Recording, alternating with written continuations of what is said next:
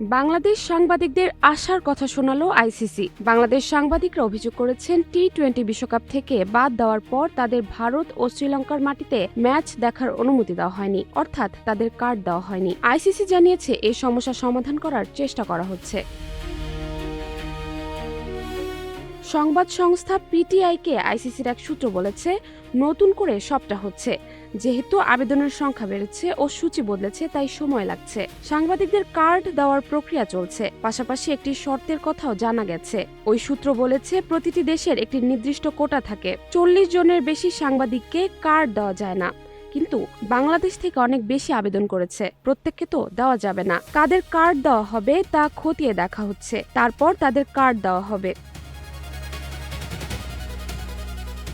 এর আগে এক গণমাধ্যম জানায়, বাংলাদেশ ক্রিকেট বোর্ডের মিডিয়া কমিটির চেয়ারম্যান আমজাদ হোসেন তাদের জানিয়েছেন, 130 থেকে 150 জন বাংলাদেশি সাংবাদিক বিশ্বকাপের ম্যাচ দেখার অনুমতি চেয়েছিলেন, তাদের অনুমতি দেওয়া হয়নি।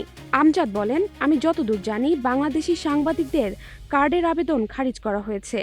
এবছর 130 থেকে 150 জন সাংবাদিক আবেদন করেছিলেন, কেউই অনুমতি পাননি।